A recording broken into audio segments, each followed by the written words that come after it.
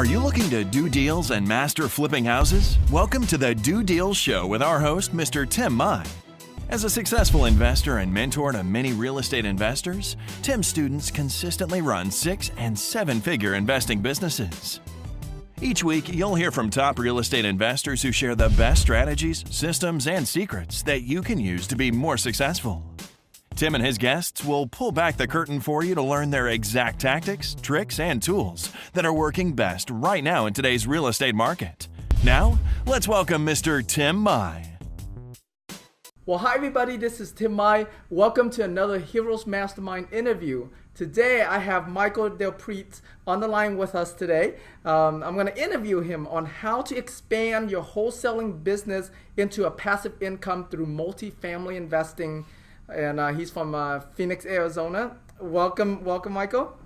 Thank you for having me, Tim. Really excited to be here. Awesome. Why don't we start with if you can share with everybody a little bit about you, how you got started, and then also get into like what made you transition from wholesaling into the multifamily. Perfect. All right. I'm here in Phoenix, Arizona. Pretty much, probably like most people working 9 to 5, right? I was at Verizon Wireless, just doing 2 to 11 shifts, and there was it was just after the boom, a year or so. It was like 2009. The water cooler talk was going on. All these houses were cheap, and there was like sites like Hot Pads and Craigslist. People were just talking about $10,000, $15,000, $20,000 houses. And I was kind of curious because I did recall the boom. I had a friend that was a flipper at the time back then, and he was making all this money. Everything was just skyrocketing. So because I was working, I didn't understand the shift. I wasn't in the business. So I started looking into it, and everything about real estate that I knew was fix and flip or be a landlord. So I don't have $100,000. How do you? I can't swing a hammer. How do you flip a house, right? Where do you even start? What do you do? Or as a landlord, you're going to put up $100,000 and make $100, $200, $300 a month. That didn't even make sense to me, right? So I just started Googling, surfing the internet, and I found like all those online sites like the Bigger Pockets and YouTube, and I just started just digging in, and I started seeing the phrase wholesaling. And it said, no money, no credit, risk-free. And I was like, that's me. That's what I need. So I just dug in and I found this guy online. He had 100 YouTube videos. And I watched them all. And I got into it. So I just applied his videos. So like bandit signs and drive-bys was mainly the marketing activities. And then within 45 days, I had my first $4,500 check. Nice. So that's how I got into it, and then it snowballed from there. Oh, excuse me? So this was 2009? Yes, that was early 2009. Okay. And then from there, I was working on my second deal, and I was promoting a deal through Craigslist, and someone called me, and I recognized the person. So I was like, this guy sounds familiar, so I called him, and I actually went to high school with him, and he's been wholesaling for 5 years already. So I was like, what's that? I just rolled with it, and he was like, bring all your deals. So I brought my deals. I brought him 20 dead leads that I thought were dead, and he turned them into 4 deals. Oh, wow. So I truly believe in mentors and coaches, and I was able to do 30 wholesale deals my first year in the business. Nice. That's awesome. Wow. In that market too, that's really great. Because 2009, it's still more or less a down market, right? It didn't. Oh yeah. I know here in Houston, the market didn't start to pick back up until about 2011. Is that the case with Phoenix as well? 2011, 2012, it started, gaining momentum. Yeah, 9, 10, 11, it was all foreclosures and distress, and there's people from Australia, Canada, California. They're all buying up here. Tons. So that's awesome. Well, cool. All right, and then so you've been doing wholesaling for a while. On average, what would you say? How many wholesale deals you average either per month or per year? I was doing about 40 deals a year, 40 to 50 deals a year, give or take. Okay, and then recently, you transitioned from doing the wholesaling and not transition, expanding that, right, the Yes. wholesaling business into the buy and hold business, more specifically in multifamily. What made you decide to go that route? Well, the longer you're in the business, you're exposed to new strategies, new relationships, and especially coming into the business at that time, all I heard experienced investors saying, "This is the perfect storm," and it didn't really resonate with me. I didn't know what's the perfect storm. So they were coming in buying 10, 20, 50 houses at a time, and for long-term holds. The hedge funds came in at one point, and so that's what I was exposed to. So that's how I was exposed to wealth. And I was just, even though I was doing well and I was quick flipping, quick cash, no money out of pocket, I loved every second of it. Now looking back, like I started focusing on the rentals about a year ago. Looking back, all the houses that I was wholesaling for 20, 30,000 are now being flipped for 150, 160,000. Wow. And that's one perspective of it, but that's Right. even without that is, hey, if I just figured out how to keep those houses, they would be paid off right now, free and clear. I could either leverage them, refinance them for more money to buy more, or they could just be free and clear homes paid down by my renters by now, right? And I would have, I didn't, I learned as a long-term hold, you're not worried about appreciation. You're worried about the cash flow over time, so in the streams of income. Right. Awesome. And what made you choose specifically multifamily versus, single family homes or something else? Well, I had I had a couple single family homes in the beginning, and it was just kind of like I felt that I would get the house, tenant would move out in a year. I would have to put 1,000, 2,000 back into it, pretty much my profit for that year, right? Then it's vacant for a month or whatever it may be, and I'm paying a mortgage payment on top of that, right? Or whatever I have going on. And I was just like, I always hear, it's better if you have, a fourplex and one person moves, you still got income coming in. So that was the main concept that had made me start thinking about multifamily, and I started searching for a coach or a mentor. Just like in wholesaling in the beginning, I said, hey, I'm just going to do that. I'm going to go find another coach in multifamily and learn it that way and beat the learning curve. That's great. Okay, so share with us, like, what's the difference between marketing for a typical wholesale deal versus marketing for these multifamily? Well, I like to use the same strategies. You can apply them in both. It might be you're just talking to a different seller, a different person. I still look for distress in multifamily. People go through distress regardless of where you're at in life. So I still do drive-bys. I still do direct mail to these people. I do, a different type of real estate agent. I might talk to commercial agents or LoopNet, agents on LoopNet, so to speak. Same conversation. Keep me in mind for pocket listings. Keep me in mind, keep me in mind for a backup offer if your offer falls through. So it's still very similar situations. Relationships. Rather than going to a single family RIA club, I go to the multifamily RIA club, right? And I have a friend here in Phoenix. He has 110 rentals. And I always like to pick everyone's brain. I was like, how did you get all your deals? What do you do for marketing? So I could start doing that. He's like, Mike, I'll tell you, relationships, being at the local RIAs. He's like, people are older than me. They want to retire. Yep. They know I'm coming up. They're just like, hey, you want to take over my portfolio or my building or whatever it is? And just being in the business, always being out there doing it. So. That's great. Yeah, I mean, I totally agree with you there. Especially when it comes to buy and hold, you have wholesalers who are trying to sell the deals. You have the landlords who are retiring and looking to cash out. Same thing. Networking is where it happens. So for the direct mail piece of it, do you send them a letter or what do you send them? Yeah, I send them, just regular white envelope. Usually use like handwritten font on the front, or have my assistant write it out.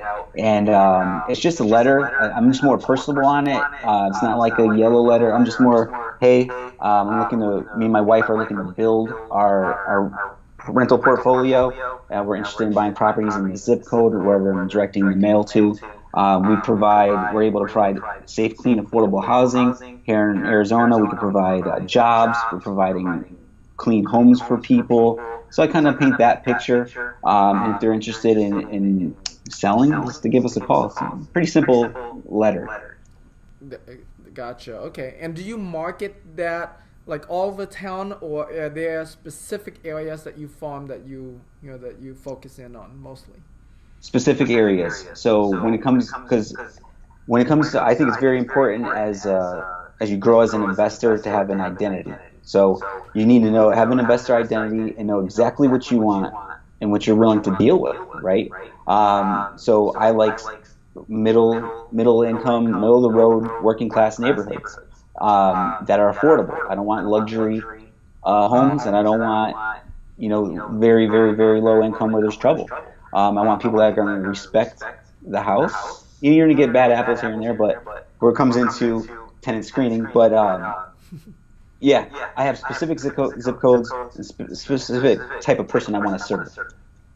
Gotcha. Okay, that's awesome. All right, so how do you analyze a multifamily deal versus that's different from like the way you do wholesale deals. Yeah. Yeah, and I think that's as wholesalers that are out there, understand flippers and landlords, right? A landlord analyzes a deal different than a flipper. So I think it's very important to understand, put yourself as wholesalers in their shoes and get to know those people. If you're a wholesaler right now and you want to be a landlord down the road, start trying to do deals with landlords. Network with them, pick their brain, see how everyone analyzes a little different. Like I said, it comes back to your identity. So it's like everyone has a different cap rate or a different return on investment, a different way they're getting the funds to purchase the property. So everyone has a little difference, but generally I underwrite my deals with a 50% expense ratio. If that helps. So and I see wholesalers and deals that get marketed between 30 and 40 when they're justifying the play on the purchase price.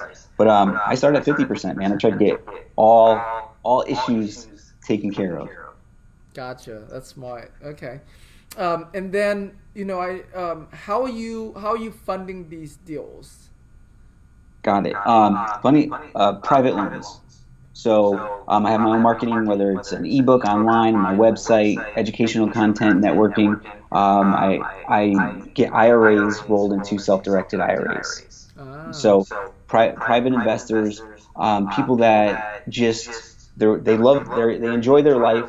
They work at Intel, Oracle, wherever it may be, and they have a savings account, cash just sitting there doing nothing, earning nothing, or they have a small return in their IRA and they know there's something better. Retirement's right around the corner, and they need to make more money because the cost of living, inflation, they got to keep up with all this. And I can bring a real estate project, a tangible project to the table that they can invest in and be a partner in.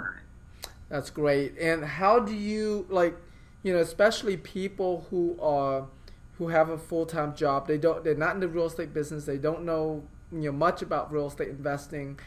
How do you start that conversation with them about like you looking for a private money loan, or that introducing them to the whole concept of being a private lender, and getting them to agree?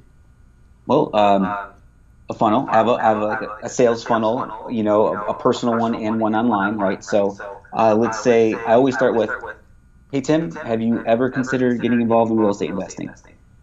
Yeah, I have. Why? I like the whole idea about passive income. And I go from there.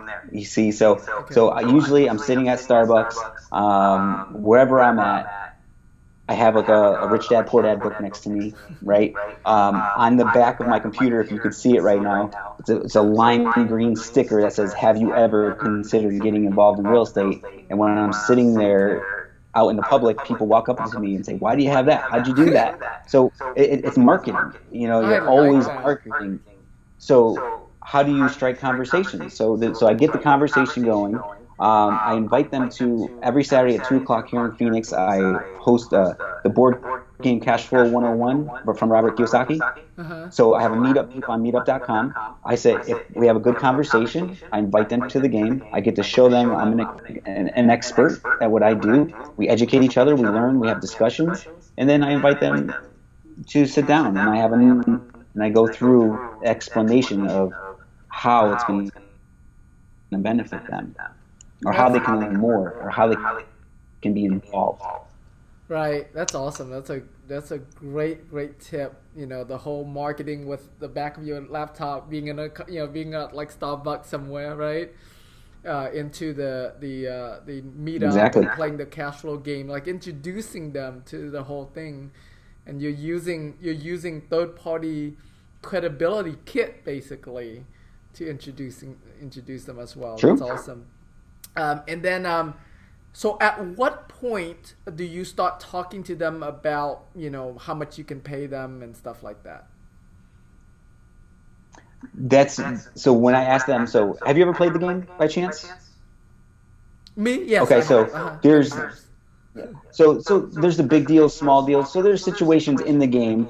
While we're in the game, I say, hey, I do this in a short way. I do this in real life, right? So if you see yourself wanting to go a step further, would you like to sit down and talk about it? So I invite them to a sit down, and then I have my process of how I explain. Once I understand their situation, I really got to understand who they are and what I see if I can even help accomplish their goals. Because if I can't, I'm not going to work with them. So once I understand who they are and where they're trying to go, and if I see it fits with what I got to offer, I'll present what I can do. And usually, in sales, when you're asking questions, how much are you getting in return now? Nothing. It's just sitting in the bank. What if I quadruple that? What if I quadruple that? So what's that? 2%, 3%, 4%? Right. So there you go. So, it's from asking questions. Right. That's awesome. So what's the cheapest money you've ever gotten? Cheapest money? 4%. Nice. Dude, that's awesome. I love that. All right, that's a great idea, because like for me, like a lot of times when I'm thinking about raising private money, I'm going after people who already have some experience in real estate investing. And so because of that, like the cheapest I've ever found is like, 8%. I mean, other than my sister, but in terms of people outside of, my family, I'm paying them at least, 8%. Most of the time it's like 10, 12%. And so, I love how you're going after people who are not in the real estate investing, industry, and getting much, much cheaper money that way. And if I could touch on that, because a lot of people, as investors, it's like, okay, what's everyone doing? Oh, everyone's doing 7, everyone's doing 10. Well, and they give the number first to the person. So all my deals are 100% financing. You know what I mean? So it's like no down payment, no points, nothing like that. So it's just everyone's version of a win is different. Your win's different than my win. Right? So if I can help them achieve their retirement goals, that's a win for them. So it doesn't have to be 20% down, 12% interest only. I do principal interest payments, right? So I'll work down or build my equity. So right, I like that. I like that a lot. Okay, so you mentioned when you buy these multifamily properties, everything from the purchase to the repairs, closing costs, you trying to get enough private money to be able to cover for it all, so that way you're out of pocket zero. Is that correct? 100%. Yes. Okay. Yes, this is the way you do the deal. Right. The way you analyze it and put your offer on. Right. And have you had any kind of resistance from, or maybe resistance, maybe just like questions from these private lenders, like, hey, what about you? You don't have any skin in the game. Those questions come up, but that's just, that's not, they do come up from probably more experienced people. Mm-hmm. So every deal, it depends how you position and frame your interview, right? So knowledge and time, money and credit. those are the parts of a deal, right? Right. So I offer knowledge and time. I'm out in the market. I understand the market. I got the team, accountants, lawyers, property managers, contractors, you name it. And I have the knowledge of 6 years and a rental portfolio, and I find deals every day. So they're the money and credit, Right. right? So that I used to be nervous when I first started. When I would talk to fix and flippers, they would say, "Oh, you can't make. Why are you making so much?" or whatever it is. I'm like, "Yeah, you're right. Oh, they're doing all the risk. So no, but I have a lot of value even as a wholesaler, Right. or now as the rent, with my portfolio. So it's like there's a lot of knowledge and time there that's very valuable that allow their money to start working and making more money. So you can't underestimate what you have to offer. Gotcha. Okay. And do you share equity with any of these people, or are they 100% just interests? Yeah, I always once again, it depends on the person. It depends on the deal. Yes, there are people that want equity, depreciation, so on. I look for, and I prefer to go with debt partners for just being in first lien position. Okay, gotcha. All right, that sounds good. All right, well, I mean, so far, like, you've been giving us a really good tip, but I'm gonna like make that, expand that a little bit. Like, give us like your one best, tip for everyone, anything around the real estate investing business. Okay, so can I put a short story to explain that tip? Okay, sure. Yeah? Sure. Yeah. All right, I'll keep it quick. So I also own a hair salon here in Phoenix. So I'm sure you're aware of Dean Graziosi, and he gets his hair done there, right, from one of the stylists that works there. So this was a couple years ago, and he was getting his hair cut. I didn't know at that moment, and I was outside finishing up a phone call outside of my office is here as well. So I'm wrapping up the phone call, and I look up the right side of my eye. I'm like, well, that's Dean, right? Oh my God, he's the most successful investor in our time, right? So so I said, chatted with him, talked about some deals, exchanged information, whatever. And then I said, I got to ask you one last question, Dean. And I'm sitting there. He's in front of his brand new pearl white Range Rover, right? His hair's all shiny, and I'm like, I want to go where you're going. How do I do it? And he looks at me and he goes, Mike, just keep at it. And I paused for a second. I'm like, I was waiting for some big scroll Bible, of real estate investing and some pumped up stuff, and keep at it. And I was like, oh, I appreciated it, right? And it didn't sink in yet. But now being in the business, doing more deals, growing, evolving, momentum is the key. That's my tip, is momentum. Don't stop and go. Don't get a deal rejected and go curl up in a ball. Dust your shoulders off, so to speak. Keep going. Keep meeting people. It's weird. I don't know how to explain it. Opportunities will just keep flowing. So build a momentum and keep at it, like my friend Dean would say. That's awesome. I love that. Yeah. I mean, I've been an entrepreneur for a long time now too, and I have to admit, it's as basic as it sounds, right? As simple as it sounds. Nothing beats consistency. It's like that's a good question. I always ask people, newer investors say, Mike, how do I get consistent deals? Be consistent. That's what I say. That's funny. So there you go. That's funny. That's good. All right, awesome. And I know that you also started doing some teaching as well, taking on like students and helping them, teach them about the wholesaling business. Just out of curiosity, what made you decide to do that? Well, one, that's how I grew in the business, because someone reached out to, lent their hand out to me. Obviously, it was profitable for everybody, and it made sense. So I just was able to see, at the end of that first year, I was going back to the RIA meetings and seeing some of the same guys I saw when I first started. oh yeah, I'm working on my second deal, still trying to get there, life's been crazy, all that stuff. So I'm like, man, I know enough where I can give this back and I can show people some steps to move forward faster. In addition to, like I was telling you earlier, a lot of people come to me, hey, let's do deals. Will you teach me? And like I said, it's kind of like time vampires. I sit there, I have coffee, I explain the whole business, I brain dump everything I want because I want to help and see someone succeed, and then they disappear. So I'm like, you know what? I'm just going to put something together that's tangible that they can, work with me one-on-one or buy from me, and they can follow it and do deals. And if they can do that, we can talk about working closer so that's how it kind of came about. That's awesome. That's awesome. And then we have another question that we always like to ask, everyone that we interview. To me, like all entrepreneurs are heroes, right? We're heroes because of the commitment that we offer our family, our clients, whoever we serve, right? Our sellers. Do you, as an entrepreneur, see yourself as a hero?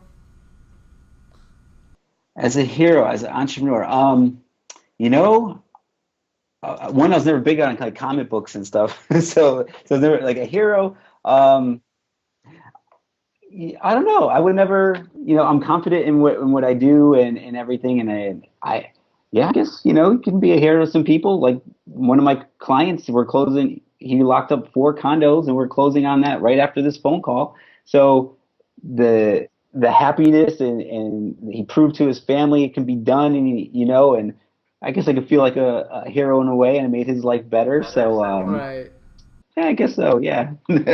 That's awesome. Yeah, we actually created the acronym as well. So HERO stands for Heart Strong Entrepreneurs Who Believe in Getting Rich by Enriching Others.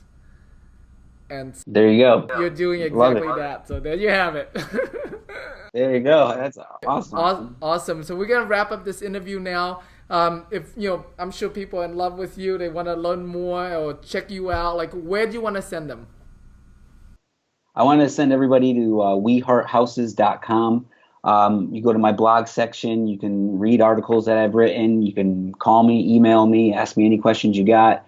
I'm also big on Instagram. I really enjoy Instagram, so it's just my website's wehearthouses.com, and Instagram is at wehearthouses. So before we go, I got to get a little story in with you on the screen so I can post it up later. Sounds good. And real quick, just so I'm curious, now that you mentioned Instagram, have you gotten any deals or any private money as a result of using Instagram? Yes, I have. I actually wholesale deal, which I've done. It was probably within the year. It was this girl in California. She was just doing like virtual wholesaling in Phoenix, and she had Phoenix hashtags in her profile, and she had a picture of a junker. Sent her a message, hey, I'm a cash buyer, I'm serious, is this a property or what's going on? Sent me the deal, we did the contract, closed on the deal, just because I saw her on Instagram. Because I'll serve hashtags. You know what I mean? You could look up Phoenix real estate or whatever city you're in and see what people are posting. So she was out of California and we did the deal. So yes, I love it. Yep. That's a bonus tip for everyone. There you go, Instagram, everyone. All right. For sure. Social media, just being out there, it definitely works. Great. All right, Michael. Well, thank you so much, buddy. It's been an awesome interview. I appreciate you greatly. Thanks for everything you share. Really good, great, many golden nuggets that happened on this interview. So thank you so much. Awesome. All right. Thank you for having me. I appreciate it. Cool. All right, everybody. See you on the next interview. Happy investing. And that's our show for today. If you have any questions or would like to get further training from Tim Mai, please visit our website at www.dodeals.com/Tim.